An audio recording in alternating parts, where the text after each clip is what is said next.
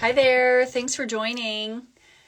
I just wanted to have a conversation about design and human ecology. And so, what we want to do is recognize that our home is a huge part of our personal human ecology. And so, in a lot of ways, we are no different than other creatures on the planet, right? And so if we want to know more about animals, insects, any creatures on the planet, we look at their ecology. How do they live? What's their environment? What are they eating? And it's the creatures that have the optimal ecology, the optimal environment, they're the ones that get to flourish. And when we flourish, we're on the path of evolving, right? And so we want to think of our home as the landscape, the primary landscape for our human ecology. And so when you think of your home, look at each room in your home as serving a specific function in your life. And then you want to think about within that specific area of your life, how is it working for you? Like when you think about your kitchen is the center for vitality and abundance and nutrition. And so if you are not happy with one area of your life, if you're not flourishing in all areas of your life, you want to ask, what is the ecology of my home? How is it contributing to that area of my life, to any area of my life? Because our home, each room in our home has a specific function supporting a different area of our life. And so our home is telling us a story about that area of our life. So back to the kitchen, if there are areas of your life or of your health or your abundance, and they don't feel good, they don't feel like what you want for yourself, you want to get really curious about what your kitchen is telling you about your life. And here's the great thing. I feel like clutter is a huge gift, whether it's clutter in our mind or clutter in our home. But right now we're just going to talk about clutter in our home. If we look at the kitchen, what's going on? Like, what's the story of your kitchen telling you? Open the cupboards, open the shelves. Like, what story? Like, be your own detective in your home. And we'll just keep talking about the kitchen. Open things up. Like, what is the story that's being told? And what you're going to find is that the story that your home is telling you, it's telling you something about your life, your outer life, but also your inner life. And so we want to recognize that our home is our ecology. And if we are not flourishing, if we're not thriving the way we want to, we can address the space of our home and things are going to start to change. And I've said this a bunch, and I really believe it's true, that if we want to change any area of our life, our home is the quickest way to do that. Because, and this is sort of one of the things I love about our home, is that we can clean up specific areas of our home and do it with intention.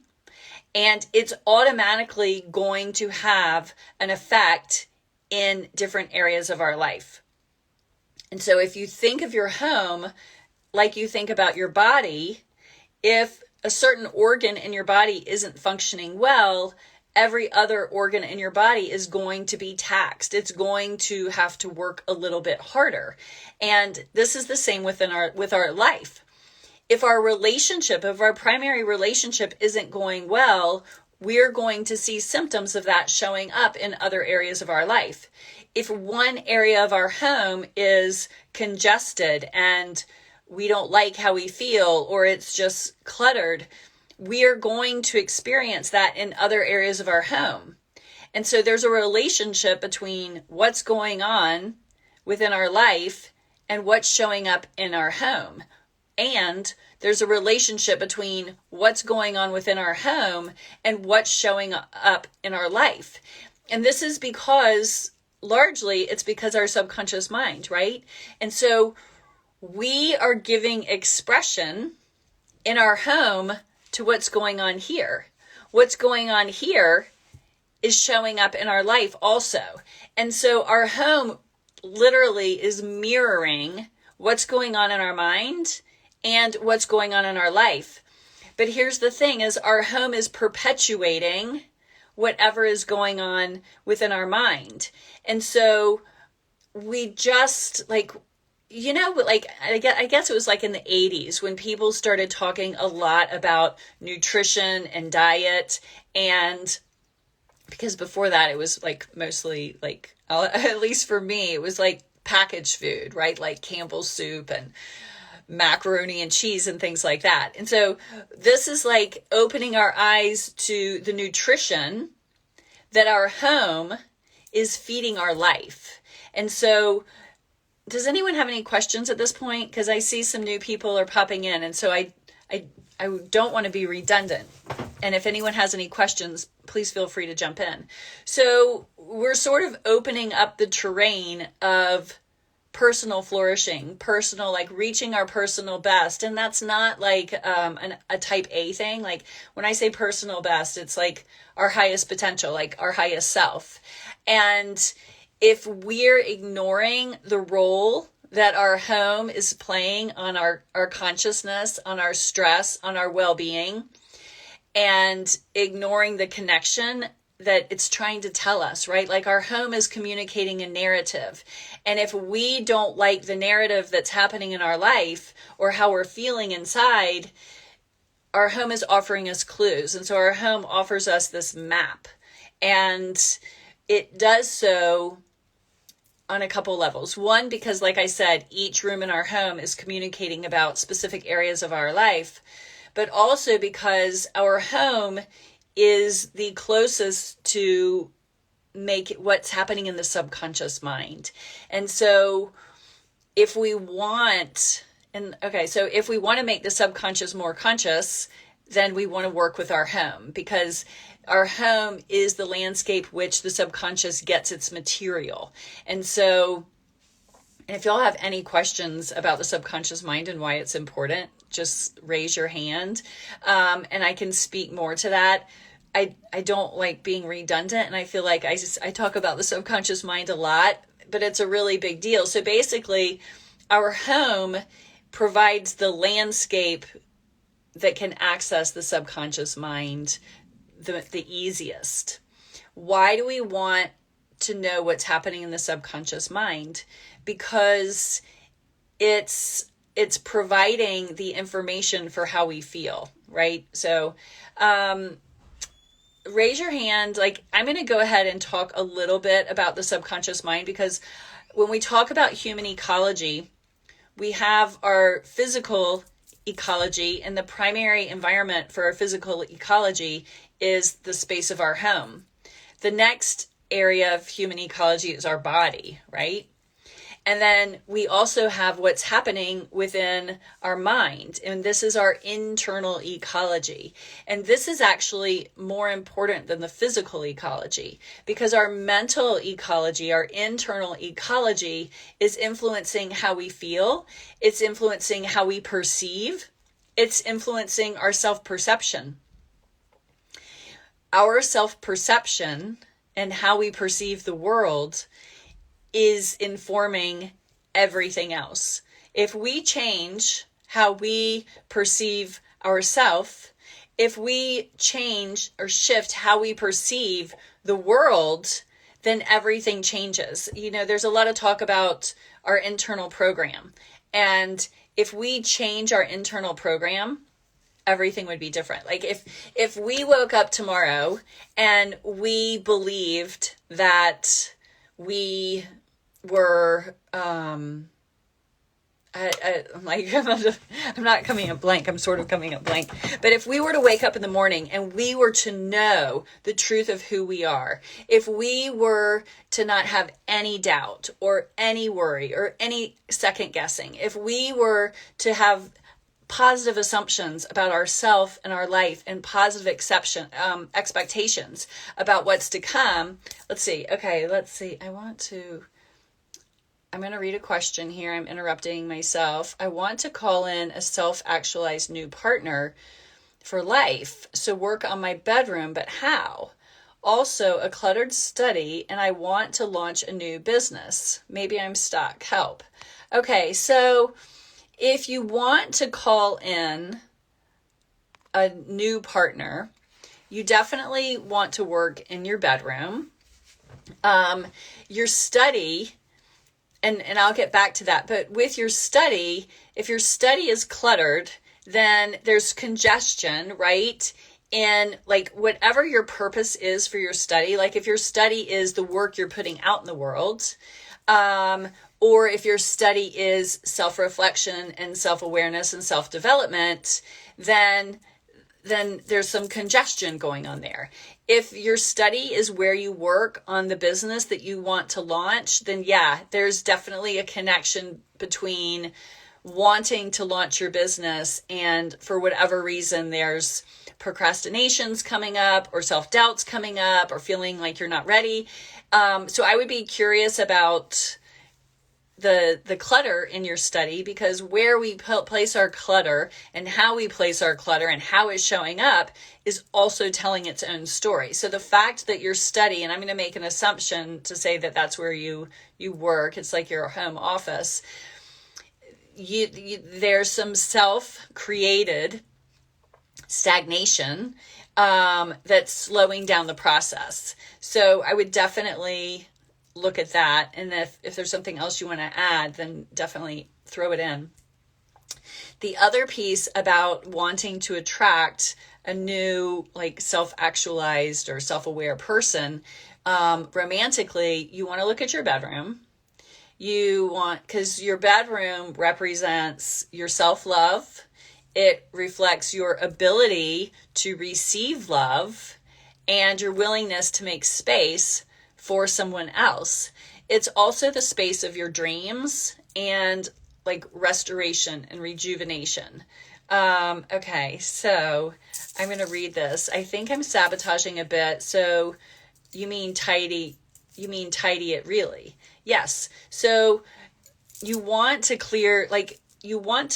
make sure your physical space is reflective of what you want in that area of your life. And so if you're wanting to launch a new business, but the space where you're going to, the brains of the business is stagnant and it's not inspiring you or it's congested, then definitely you want to address the physical clutter. And it would be interesting to know like where the clutter is. Is it mostly on the ground? Is it mostly on your desk? Is it mostly in the shelves? Because that also tells its own story. That is going to help pinpoint what's going on. Like with the self-sabotaging, it's telling us a story of like where to look, or at least where to get curious with that self-sabotage. So so I would be more curious about that. And then in your bedroom, you want the space beside your bed is really important real estate.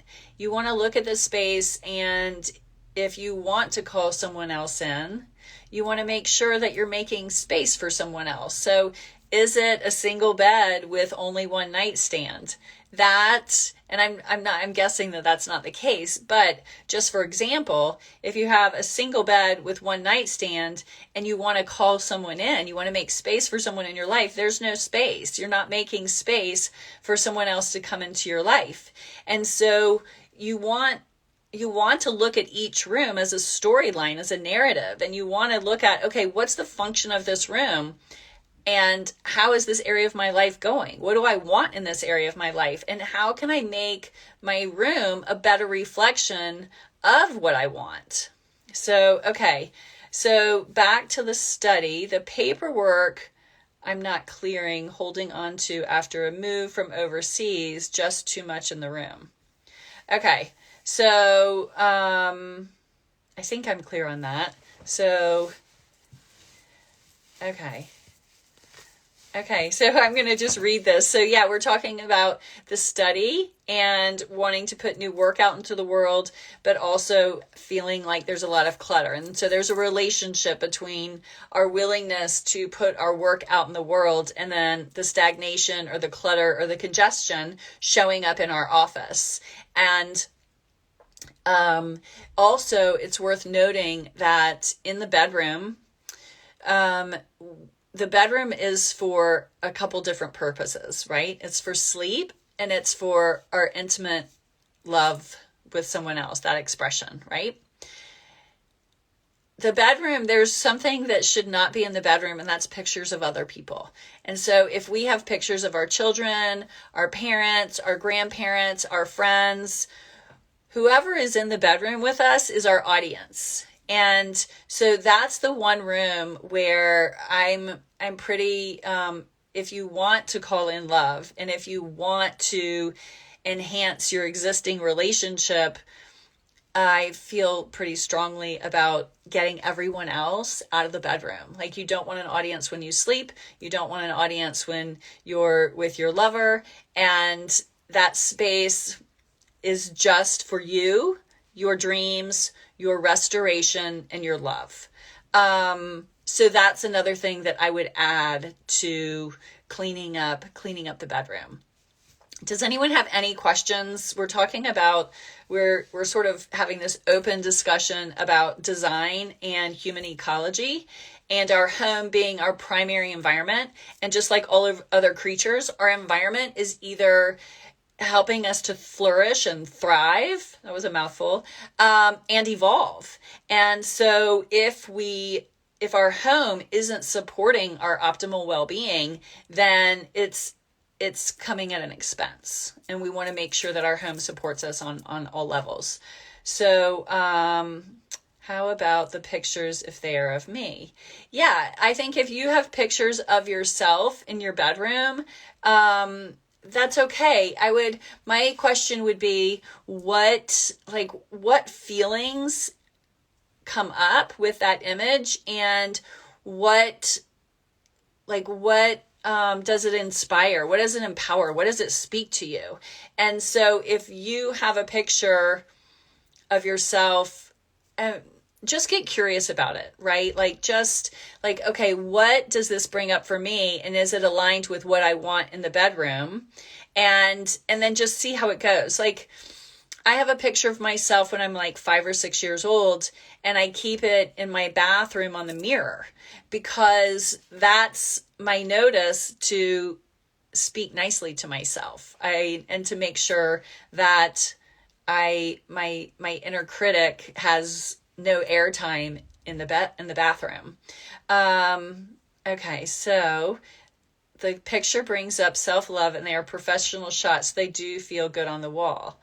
Okay, if it feels good to you, then that's great. That's great. And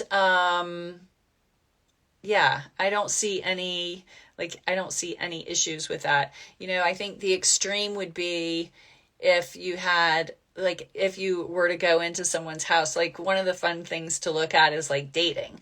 So if you're wanting to call someone new into your life, it'll be really interesting to see what their bedroom is like, right? So if you were to date someone, and we'll just say that it's a man, and you walk into his bedroom and there's this huge, like, full life-size portrait of himself, and nothing else, like, that would be interesting, right? Like, I would have some yellow lights flashing, like, okay, he's got this enormous picture of himself in his bedroom. So the other thing is, look at people's art. Like, when you're getting into an intimate relationship with someone and you go to their home is telling you a story. Their home is telling you about who they are and what their values are. And their bedroom is telling you a story about their values, about their level of self-love, about,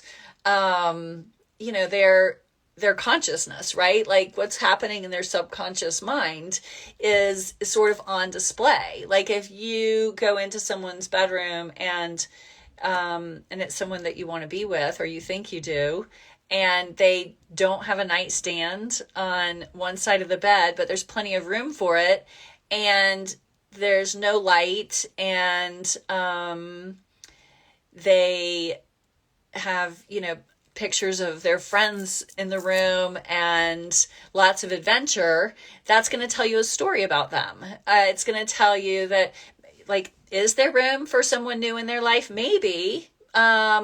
Maybe they're just not aware of what's going on. But these are the things that are really important and really present in their life. And so we just want to be our own detectives, right? We just want to be curious about our own space and how and what our space is communicating, and how we can orient our space without buying anything new, right? Like this holistic design, it's not about buying anything new. It's about having awareness about what our space is communicating, and then shifting our space, curating our space, so it's reflecting back those things we want to hear, those things we want to be reminded of.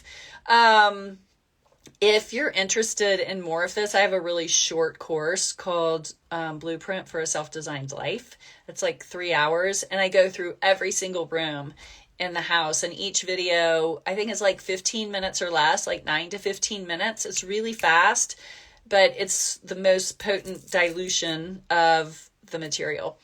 So does anyone have any questions? We've been talking about bedroom and like the office a little bit.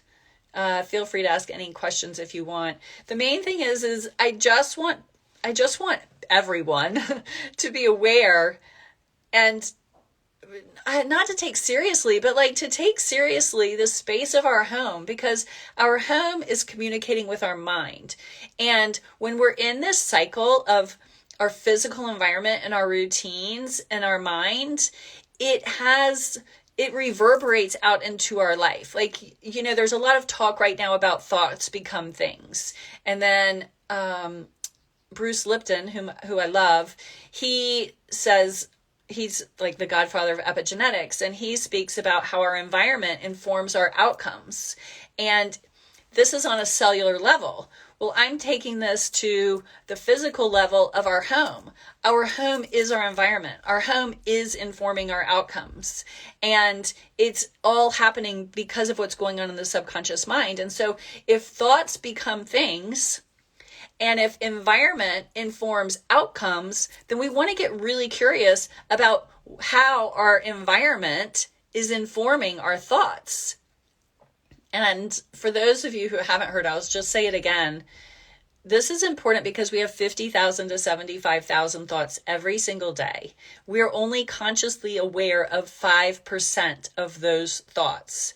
And so if thoughts become things, and we're consciously unaware, if we're not consciously aware of 95% of our thoughts, then we want to get really curious about how we can access our subconscious thoughts so that we can make them more conscious, and so they're not blocking us from what we want. And this has to do with self-sabotage and survival mode. Like there's this whole like map. Once you start looking at your home, and once you start looking at the language your home is communicating with your mind and how it's showing up and influencing the things showing up in your life, you realize how potent our home is for changing those things that aren't working in our life. And so this is what all of my courses and programs are about. It's like, okay, tell us what you want. Like, we need to know what we want, because that's the thread of why we're alive. Like we are here not to work our butts off and suffer. We are here so that we can evolve and we can actually enjoy our life. And so the first thing we want to do is we want to get clear on what it is we want. And once we know what we want, then it's much easier to address the things getting in our way, like self-sabotage or the inner critic, or the beliefs we have about relationships, or the beliefs we have about money, or the beliefs we have about beauty. And then we can get curious about how our space is communicating to our mind, and then tuning our space, curating our space so it communicates more of what we want. And so I just want to see if anyone has any questions. We've been talking about the bedroom and how to curate our bedroom with everything we have. Like, you don't have to buy a single thing in your home, and you can change the way your home is influencing your mind. It's really simple. Like, I hesitate to even call it design, because we all have this belief that design means our home is supposed to look a certain way. And to me, it's more about ecology. Like, it's the ecology of our home. It's how our home is participating in our well-being. And so if any of y'all come up with a word that's better than design, let me know. But anyway, it's not about design. It's how our space feels. And so the one thing that I think is the most important for pretty much everyone on the planet to make sure is not happening in their home is this thing called toxic clutter. And toxic clutter is what I call when there's something in our home that brings up a negative feeling, a negative emotion, a negative memory or thought. And so I want you to go room by room in your home, and with discerning eyes, just scan to see if there's anything in there that brings up a negative memory, a negative thought, a negative feeling. And if there is, that's visual poison and does not belong in your home. Like, everything in our home needs to bolster how we feel about ourselves. Ideally, it inspires us, it empowers us, and it supports our lifestyle. And so when we have items in our home, and it might have been a gift, like it might be something that we feel obligated to keep, we want to make sure we don't have anything that cues that negative thought or that negative feeling. So that's really important. Like, if you do that for yourself, that will be like eating clean food for the rest of your life. So your home is nutrition for your spirit, your soul, your well-being. Okay, let's see. Does anyone have any questions? I think that one other thing worth noting is that, okay, so there's a difference between like having clutter, like there's different types of clutter. Okay, there's stuff like, my rule for clutter is anything you do not use, anything you do not like, and anything that does not support your goals. Ideally, everything in our home we like, we use, and it supports our goals or inspires us or empowers us. Anything else is clutter. Ideally, everything in our home has all three of those things. We like it, we use it, and it supports our life, our goals, and inspires and empowers us. I know that's more than three, but I sort of fit them all into three. Your home doesn't have to be clean all the time. Like, your home doesn't have to look spotless. It doesn't have to look perfect. I have had clients who are very creative, like creative artists, creative scientists, and you would see a picture of their space and be like, this is a cluttered mess. Not to them. Not to them. It is their canvas for creation. It's their canvas for inspiration. If I remember when we were selling our house and I had to go and I had to do some things in town. And so I stayed at the house for a few days, but we had already moved. And so nobody was living there, and it was spotless. Like, it was a showroom, right? Because we were selling it and it looked perfect. and I couldn't stand it. I walked in the door and I was home for 5 minutes, and for the first time, I opened my suitcase and I left it on the floor with the clothes thrown everywhere. It was really unsettling for me to be in a perfect home where there was no life. And so I had to create chaos so that I felt more at home. And so when you think of your home, don't think like this is what it should look like. This is what it's supposed to look like. Like, you live there. Like, it's not a museum. It's not a showroom. This is where you reside. And so, like, it's okay for a house to look lived in. It's okay for a house to look used. We're meant to live there. We're meant to, like, it's the expression of our life. So, I think that's all I have to share. I'm trying to keep these talks to 30 minutes or less. So I just want to thank all of you for being here. Thank you for sharing a little bit of your day with me. I hope this has been informative and inspiring. If you have any questions, definitely reach out to me. I would love to hear your questions. And yeah, have a beautiful week. And yeah, we'll see you next time. Bye. Flora, that was